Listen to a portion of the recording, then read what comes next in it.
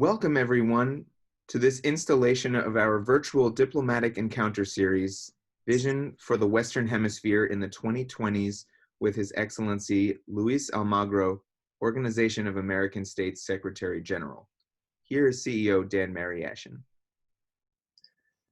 Ladies and gentlemen, welcome to the latest virtual installment of the B'rith International Diplomatic Encounter Series. I'm Dan Mariaschin, CEO of B'rith International. I'm pleased to be joined today by His Excellency Luis Almagro, Secretary General of the Organization of American States, who was newly re-elected to his second five-year term as head of the Hemispheric institution. The importance of Latin America today is unquestionable to B'rith and to the world. The Americas face many pressing challenges together, including the global coronavirus pandemic and economic crisis, the fight against drug trafficking and drug consumption, and the rise of transnational terrorism.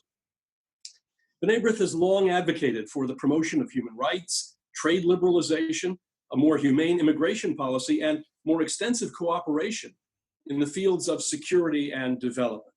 Secretary General Almagro has been a strong ally in these efforts. B'rith gained prominence at the OAS as the first Jewish organization to be recognized as a civil society organization by that body. We've used our influence over decades to push for human rights and anti-discrimination measures.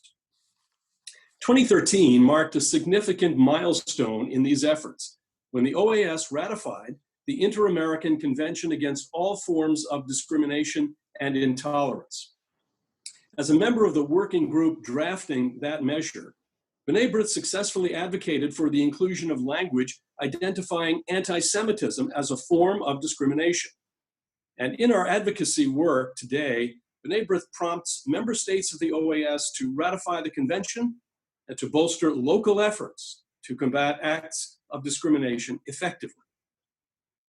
Last year, Secretary General Almagro declared that the OAS would formally adopt language defining anti-Semitism from the International Holocaust Remembrance Alliance, known by its acronym IHRA. Not only did this declaration signal an important acknowledgement of the social ill, but it also guides governments in acquiring more sophisticated tools for combating anti-Semitism in the form of data collection, law enforcement training, hate crimes legislation, education, and other measures. B'rith joins the OAS's call for individual member states to adopt the IHRA working definition of anti-Semitism. Perhaps our greatest impact in Latin America, though, is in the countless humanitarian relief projects conducted by our members to aid the region's neediest populations. Most recently, B'rith Panama, in partnership with the local Jewish community, has made significant contributions of medical equipment. And B'rith Uruguay has made two large donations of 2,000 baskets of food, both for each government's respective response to the current coronavirus crisis. We pledge our continued support to build upon the framework established by the OAS to confront these issues of mutual concern together. And now it's with great pleasure that I introduce Secretary General Almagro, who is a key figure in strengthening cooperation in the Hemisphere. He was first elected Secretary General of the Organization of American States in March 2015 with a mandate to ensure more democracy, security, and prosperity for all. Secretary General Almagro was re-elected this year, a confirmation of his activism in defense of human and civil rights at the regional and the global levels. A career diplomat, he served as Foreign Minister of Uruguay prior to his tenure in Washington and has extensive regional and international experience. We are fortunate to host him here today. Mr. Secretary General, welcome. Thank you. A great pleasure to be with all of you and the possibility of this exchange of views and what we think about the Hemisphere today, principles and values that we should work ahead together and this strengthening cooperation permanently. Well, so let's begin our conversation. Secretary Almagro, you have been an important figure in adapting the OAS to the 21st century. He's been quoted as saying, during the second term, we must normalize democracy as the only ideal political system for the Americas, and that the OAS, quote, must address the structural challenges before the region. What does this mean for the future of the hemisphere? What are your priorities for your second term, and how will you endeavor to strengthen coalitions of support for what you will be doing within the OAS? Yes.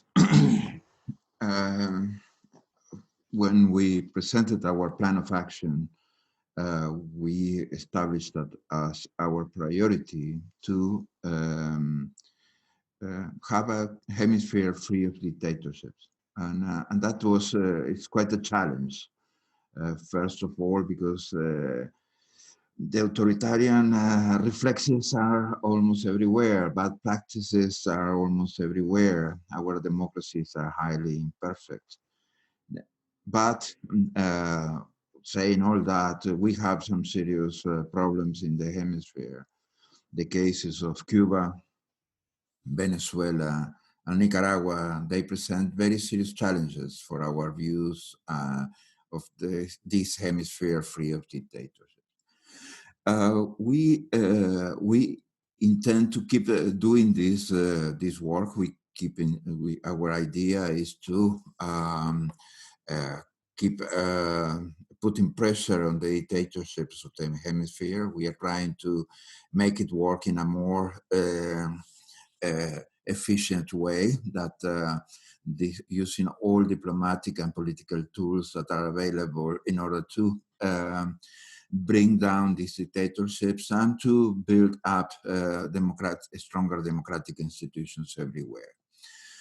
But these days, somehow, we have a priority that overlaps this one, and this to face the COVID-19 in the whole hemisphere. Today, COVID-19 is a crisis, is centered practically in this hemisphere. Here we have most of the cases, here we have most of the victims these days.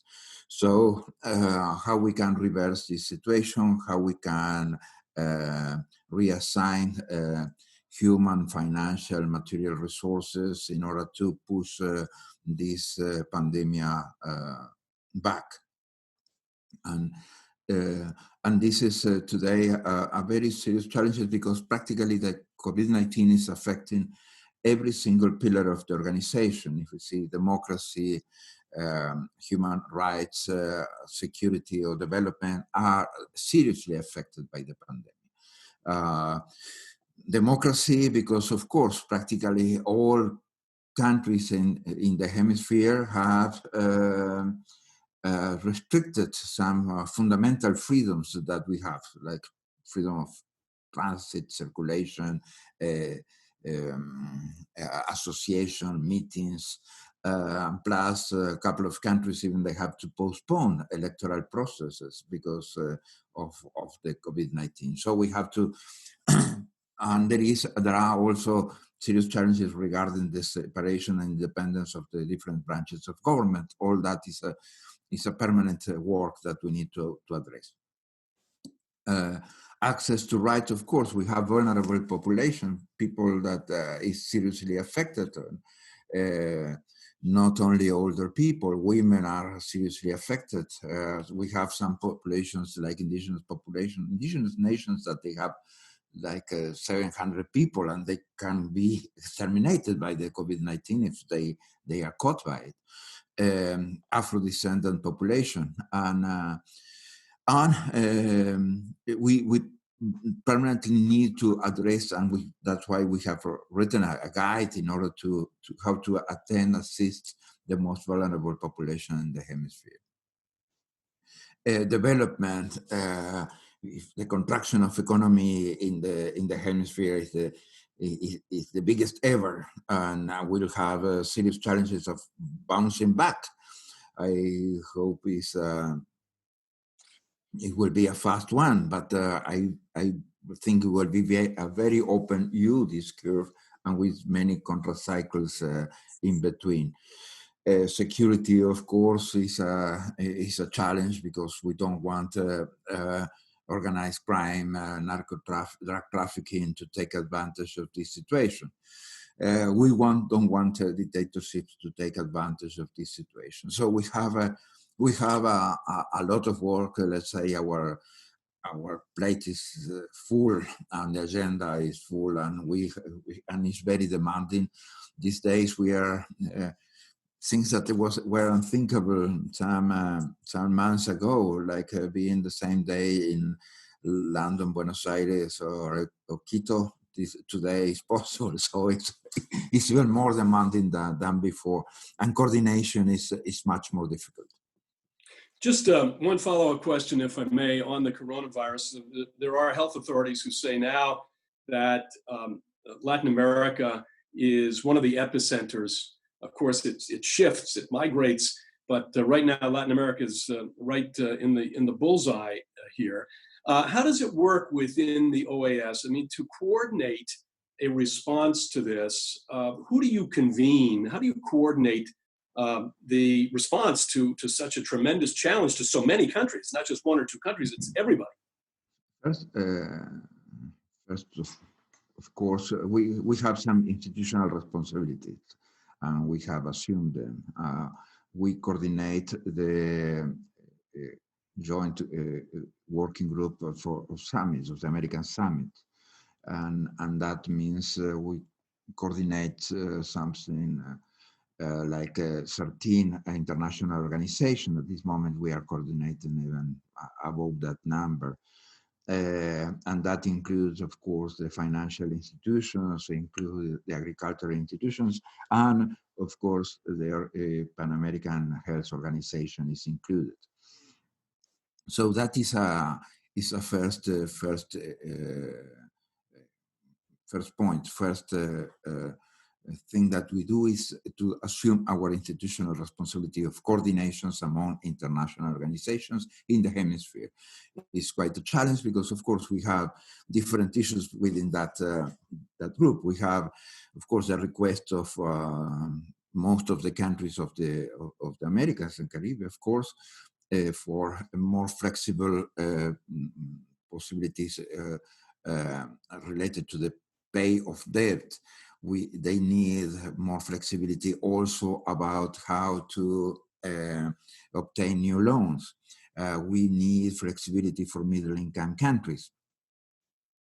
And of course, we need financial institutions to help them in order to reassign loans that were supposed to go to infrastructure, to the health system, or to what is more necessary these days.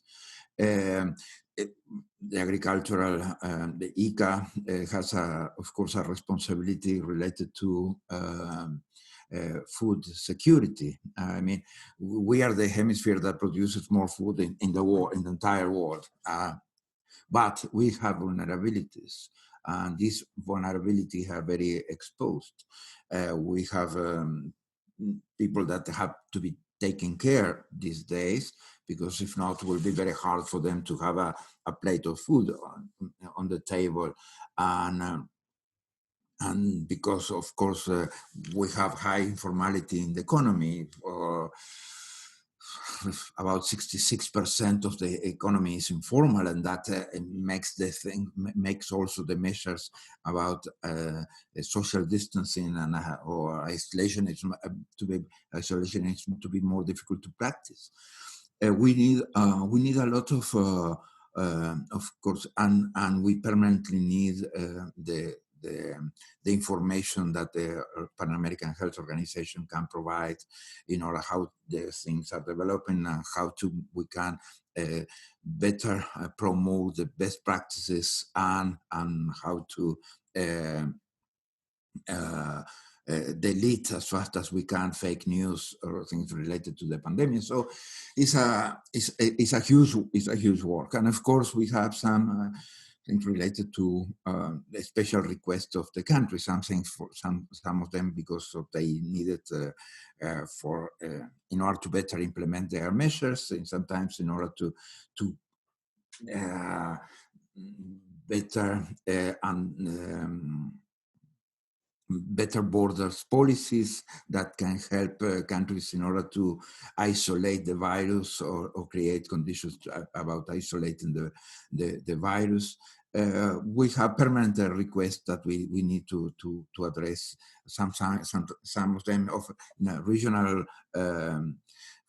for a regional consideration, some of them for national purposes. So it is yes, and the political issues that are permanently there. So it's clearly a full plate. You know, we say, you know, we're all in this together, and the truth of the matter is, it's not a cliche. We're really all in this together.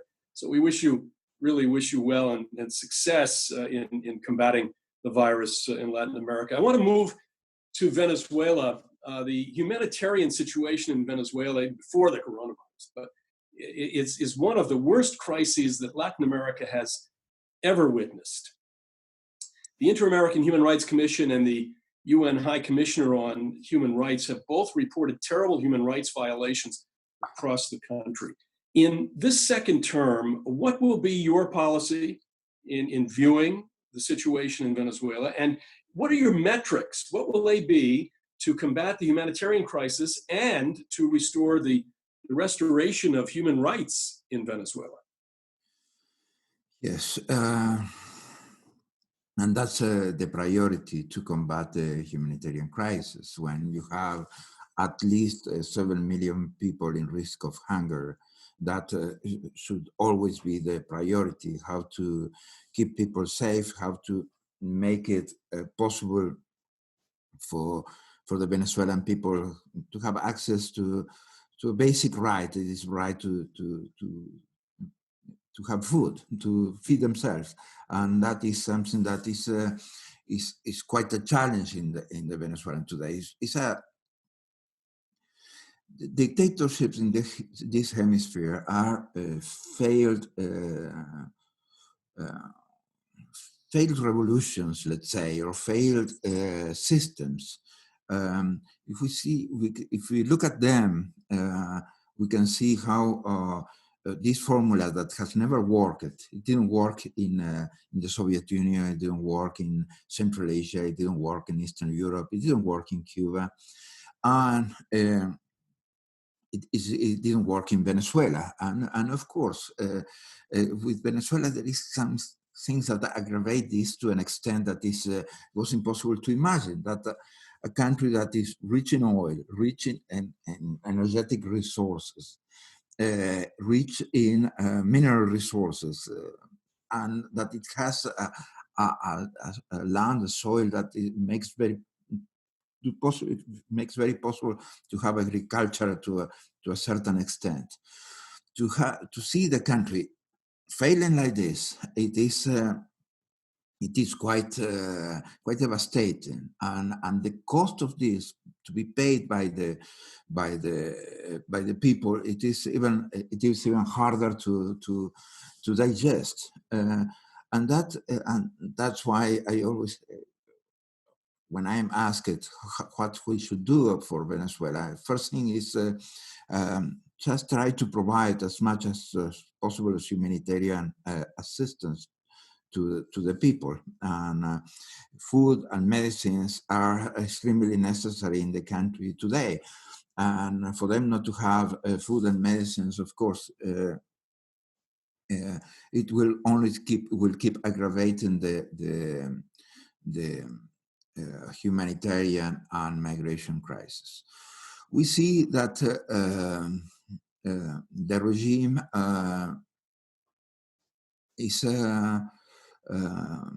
it doesn't respond. It's a zero cost political system, because mainly it's based on the on the organized crime system. Let's say they don't respond to the needs of the people at all, and they don't respond to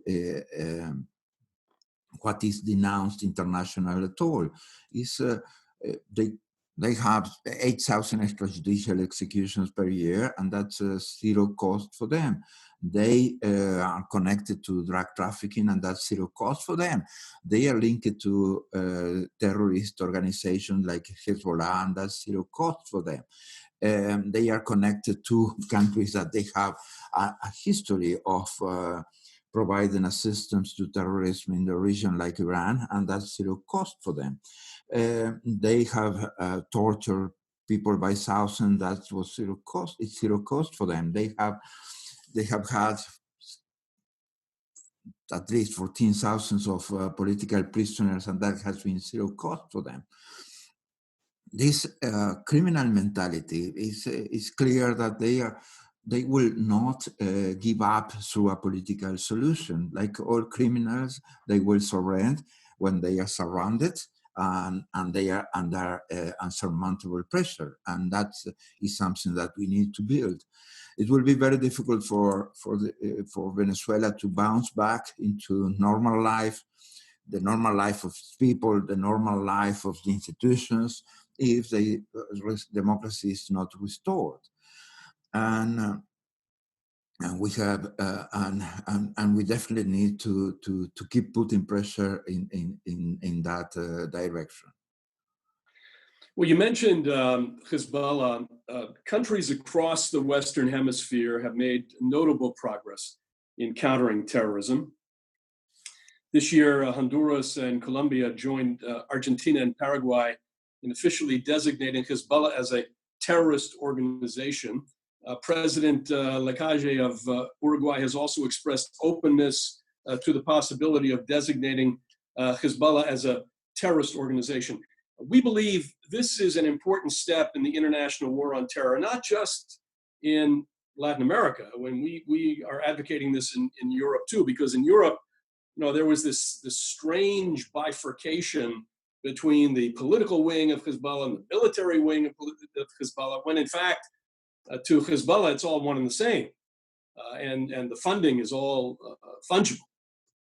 So do you agree that Hezbollah is a real and present danger to countries in Latin America?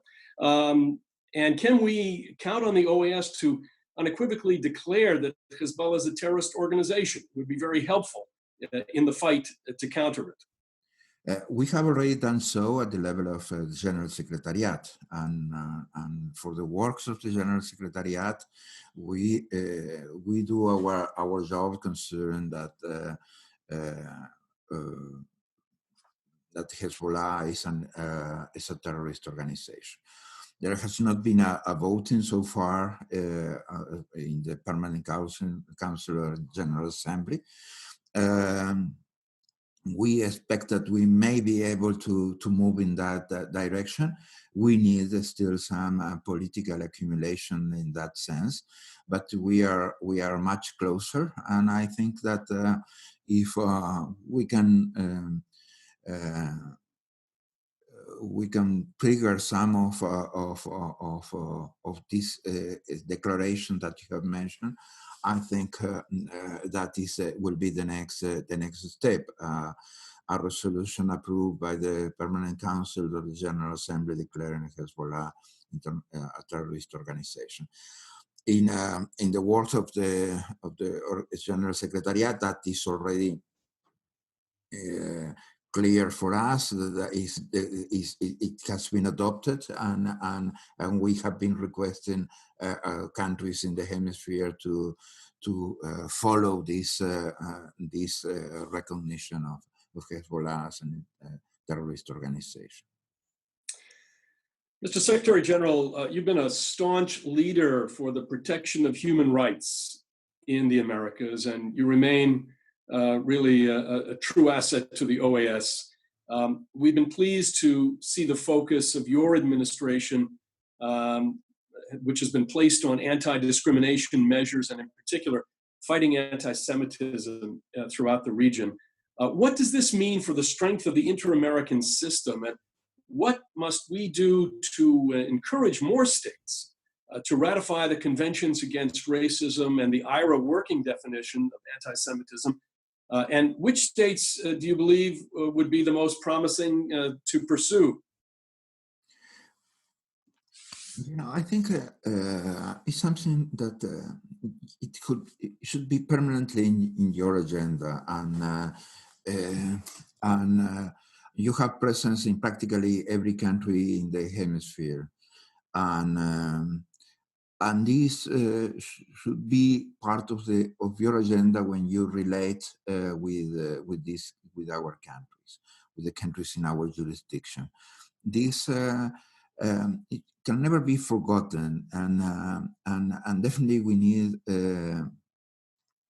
need more countries ratifying these conventions, and we need more countries accepting the definition of IRA as of anti-Semitism. And we have moved since we started. A lot of things have happened. Nevertheless, my feeling is that we should be closing this process with these two things to be accepted by all countries in the hemisphere, or the vast majority of countries in the hemisphere,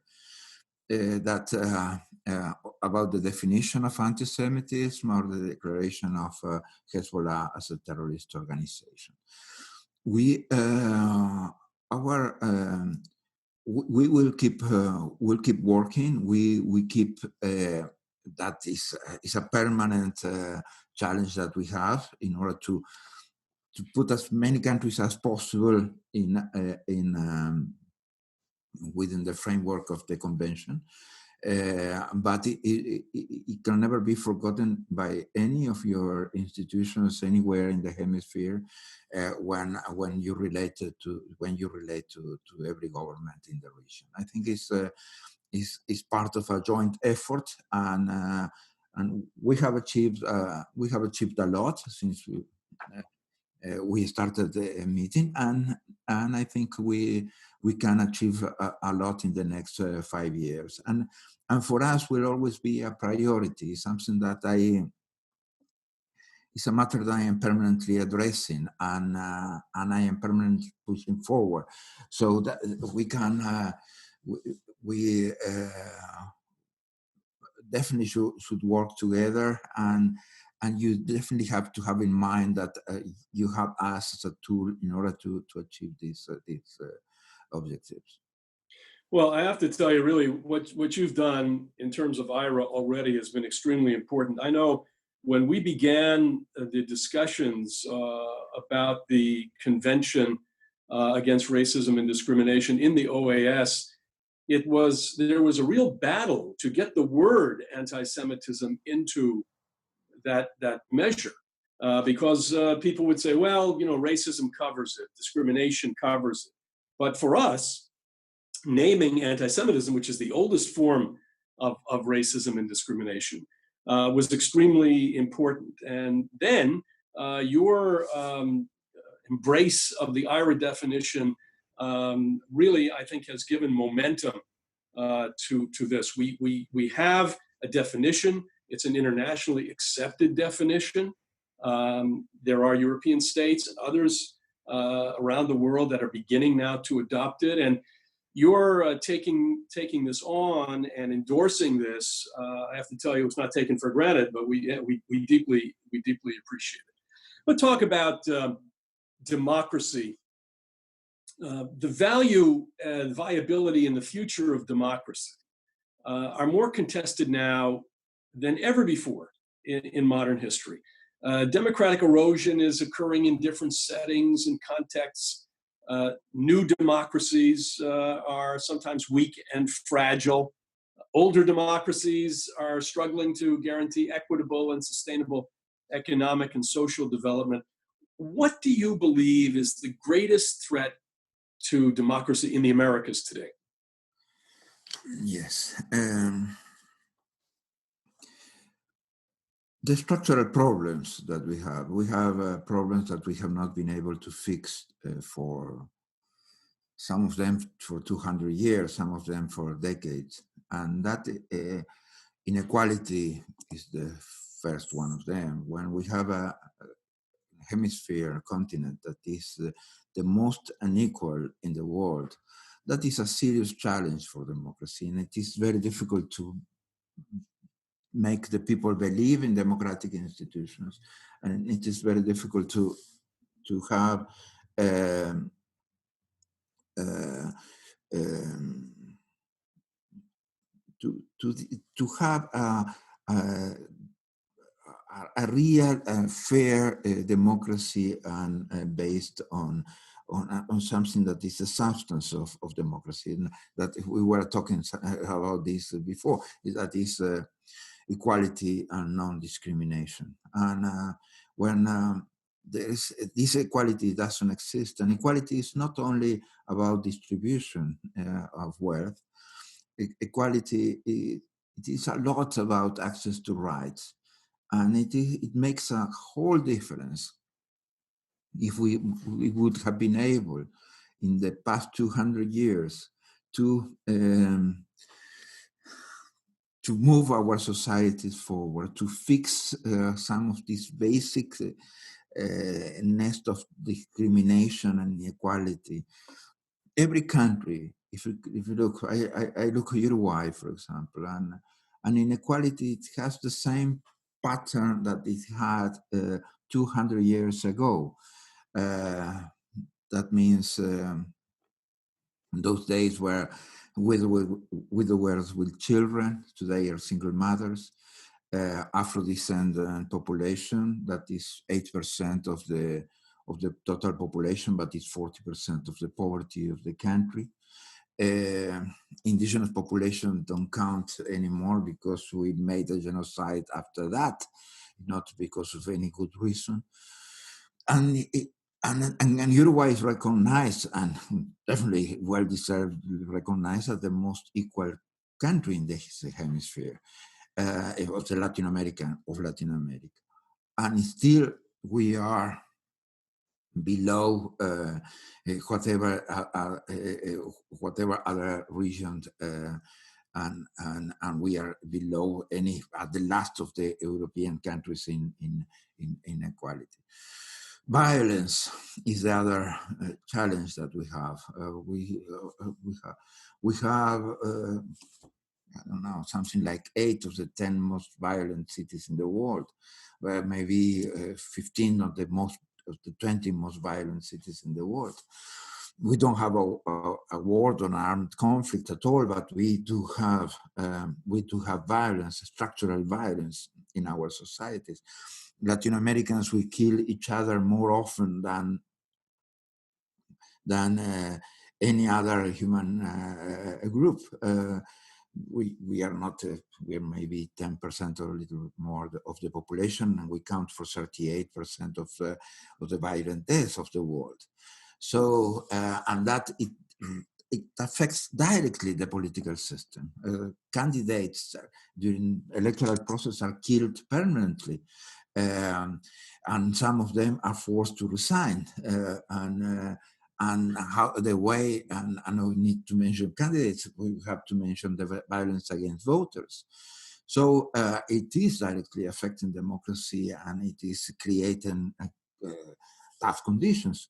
Also, the presence of organized crime, drug trafficking, especially within the political systems, and the money that comes from drug trafficking, and the money that comes from organized crime. Corruption is another challenge that we have in the hemisphere. Corruption, erodes our democratic institutions, erodes the political system, brings down the credibility of the politicians, brings down the credibility of democracy. And then the strength of the democratic institutions and the efficiency of democratic institutions. Some of them, they have not updated their programs to the 21st century, and we are seeing it now in the context of the COVID-19 crisis. So these are like the main challenges that we have, and you see that they are challenges that have been there for quite a while, and will be reversing pushing them backwards. It takes a lot of energy and a lot of resources, and then the imbalance between, of course, the resources that dictatorships or organized crime compared to the budget of democratic institutions, or the budget of international organizations that take care of this. We are more like a moral force than what we can do as a real force on the ground, because in budgetary speaking, we are fighting 1 to 10. We need to we are facing from the organization, from the context of the organization, we are facing an enemy that sometimes is much bigger than us. So in order to push it back, we definitely need a lot of cooperation, and we need a lot of international support of other sources. And what we achieve in this sense, in order to bring democracy back and to protect it in some of the countries of the hemisphere, it is really something that can be applauded. Some people may have some problem, but the recognition of Juan Guaido was quite a challenge that we put to the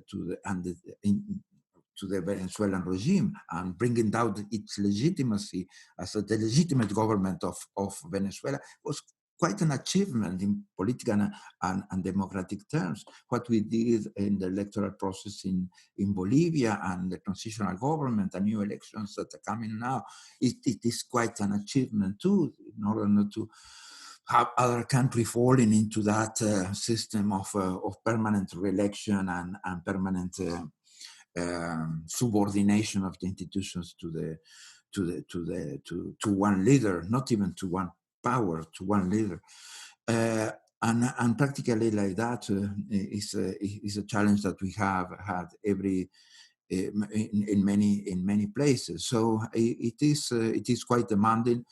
But those structural problems are the biggest issues that we need to address and to resolve. Well, while we're discussing democracy in the region, you have long held that civil society is one of the OAS's greatest partners in extending the reach of the OAS and democratization of the Americas. And B'rith speaks of that from long experience, where we have participated in the civil society gatherings, which are usually held before the opening of your annual plenary. And particularly under your leadership, civil society has really taken a major role in the preparation for and the discussions that actually take place at your annual meeting. The strengthening and systematization of the dialogue between the OAS and civil society has been a priority, as I said, of your first term, with structural changes impacting the way civil society can engage with the OAS. How do you resolve to even further that in your second term? I have to clone myself, because that will be helpful. Because, as I said when I presented my plan of action for the re-election, practically the whole society in the hemisphere has a direct contact with me. Most of them, they have my WhatsApp, and most of them, they write to me denouncing bad practices within the democratic system, human rights violations, corruption cases, environmental issues, trespassing of the independence of different branches of government. So I have a permanent permanent inputs from the civil society during the electoral processes. Practically everywhere I have these inputs. I think, and this is a very relevant relation, because definitely civil society is the most effective early warnings that we can have in an international institutions or national institutions. To have this relation as close as possible, to have their feedback and their inputs permanently, it definitely makes a decision. It makes a difference in the decisions we have to take, and makes a difference in the processes, how we handle them. And definitely this direct dialogue, I encourage practically every office in the General Secretariat to have it, and to keep listening to the people. I mean, the worst thing in politics is when you stop listening to the people, when you don't have, you lose that connection. And some people lose it very fast, because so I have seen some of them just elected members of the parliament, for example, and they practically forgot from where, why they are there. And that is a permanent challenge, because there is still some reflexes in our politicians, that is to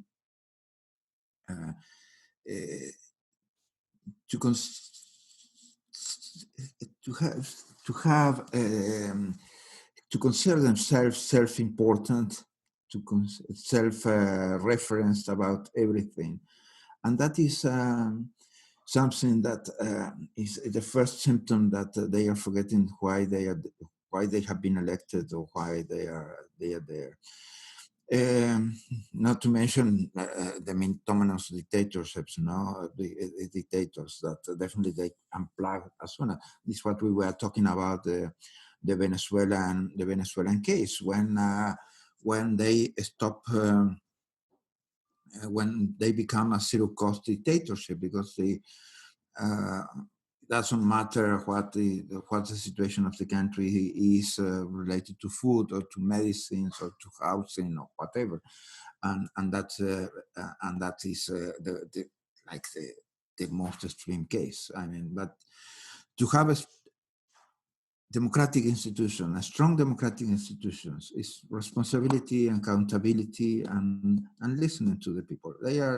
They usually know better, and they usually know from the ground and what is really going on. So it's better to have these advisors than to have a consultant. I mean, that is for sure. I don't have anything against consultants, that they for sure they do a marvelous job everywhere, but it really makes a difference. That's excellent political advice. Mr. Secretary General, I want just a question relating to what's been happening here. Now, the world has been closely following the outrage over the death of George Floyd, who was murdered by a police officer in Minneapolis on May 25th. And his death has sparked worldwide protests against police violence and racial injustice, particularly here in this country, faced by Black Americans. And B'rith has joined countless voices speaking out against this injustice. And our board of directors recently voted in favor of a resolution that condemns this police violence and also addresses racial tension and human and civil rights here in the United States. And I'm curious to know, as these protests grow, has there been any response from the OAS, and what lessons might we take from the inter-American experience? Yes.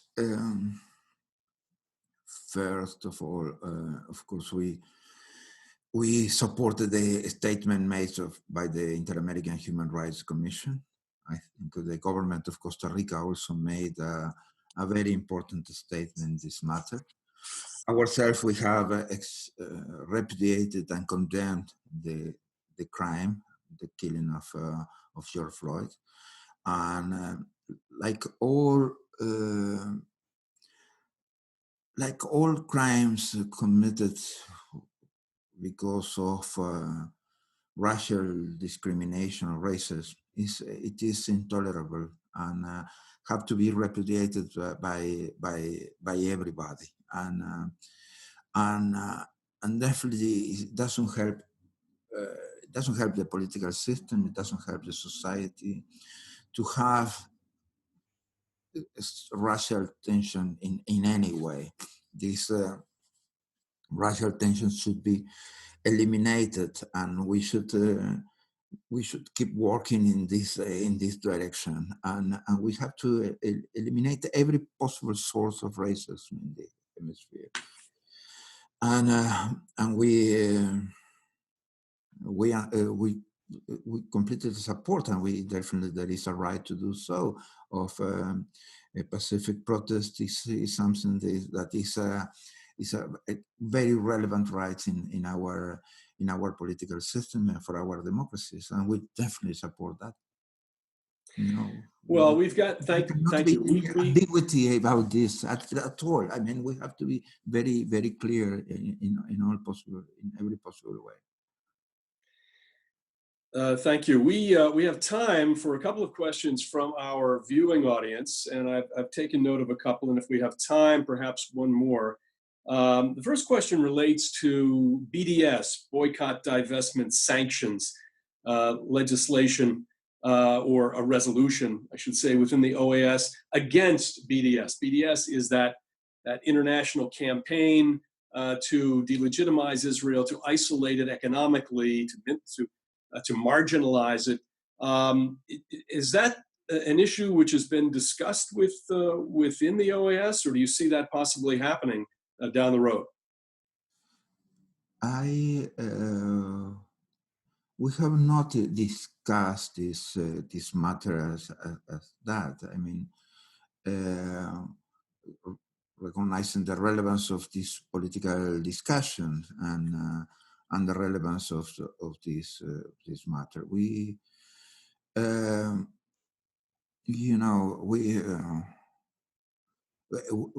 we believe in sanctions, and in many ways, we believe in sanctions in order to protect democracy, and we have to have that very clear. We cannot have a double standard about that. Democracy, even our imperfect democracies, are part of our identity. In most of our countries, they were born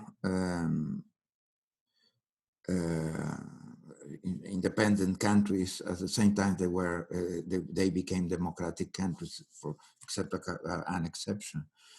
And so this identity should be promoted and respected. And one of the essential tools about that are sanctions. And these sanctions, of course, the way you address them, of course, have to have an impact on the dictators and the dictatorship, and you have to be able to make it work well and not have an effect on the people. But we have not discussed the issue as such, but the political discussion time will come time to time here within the organization.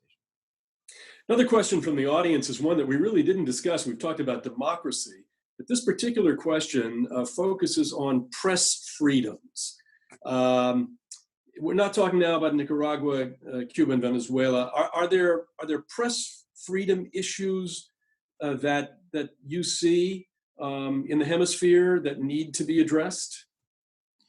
Well, we have a rapporteur for that, and he's permanently addressing these issues and practically eradicating not only bad practices that may exist, but also some speech surrounding that.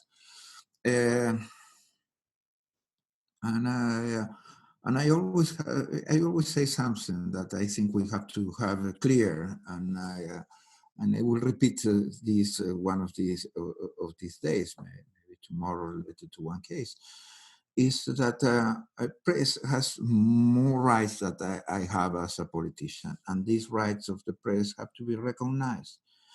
The press should have the right to distort, should have the right to lie, have to have the right to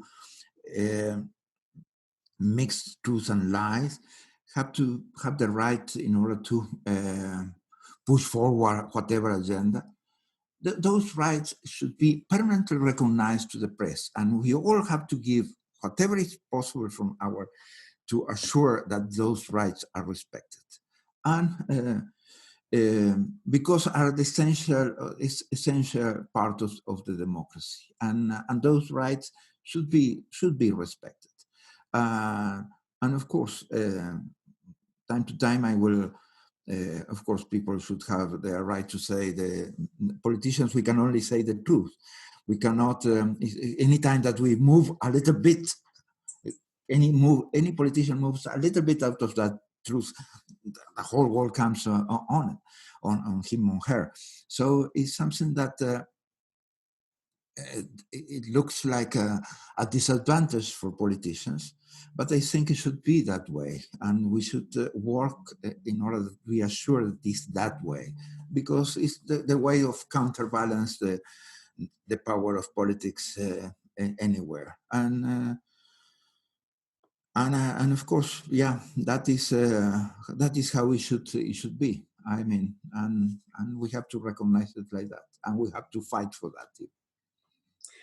Well, there's another question that's come in about COVID-19, and you spoke about it really in great detail, but it's an interesting question. So the question is, with the unemployment and the poverty that has become more pronounced as a result of the coronavirus, do you think there is the possibility of social unrest, civil unrest, that you can directly tie to the coronavirus itself? I hope it won't happen. I hope it won't happen. But we definitely have to take care of the people these days. I mean, affirmative action today is more important than ever. And to address some of the structural problems that I mentioned is more important than ever before. And we have to work on that. If people is not supported, if we don't assure them food, even to the informal sector, and food to the people, to everybody everywhere, and I think that should be a priority in practically every country. That everybody is fed today, and that is something that is and today is relevant, but it will be even more relevant in the next couple of months. We have to be able to help people to stay in their house where they are living. We have to help people to access to the health system in an appropriate way when it's needed by them. And today, yeah, affirmative action is very necessary, because it is, if not, it is impossible to practice this social distancing and to isolate people and to push people out of the economic system if we are not supporting them. It will, in a developing country, that is unthinkable. It has been very hard for developed countries. So imagine in a developing country how this what this can create. So we have to be careful about it, and we have to take care of that situation. That means taking care of the people. Well, Mr. Secretary General, you've been very generous with your time. I think we've really had a tour d'horizon of the region and of your agenda. It's not too late, really, to wish you, first of all, congratulations on your reelection, and wishing you really the best of luck going forward. And you can count on B'nai B'rith and our offices in Latin America as partners in the important work that you do. I like the wishes of luck. Luck is a relevant matter. We can't underestimate its influence. And so I hope we all be lucky in this process. And definitely you can count on us to work together, to cooperate, and to keep pushing an agenda. Your agenda is our agenda in practically every single point. So we are ready to work together. And thank you very much for this opportunity. Well, thank you. Special thanks to Secretary General Luis Almagro of the Organization of American States for joining us today for this Diplomatic Encounters series. And thanks to all of you for tuning in today. Now, make sure that you never miss a program by subscribing to the B'nai B'rith YouTube channel. And be sure to visit our website, bnaibrith.org, to learn about our work. Like us on Facebook and follow us on Twitter. For my guest, Secretary General Luis Almagro, I'm your host, Dan Mariaschin. See you again next time. See you again. Thank you very much, Dan. A great pleasure. Thank you.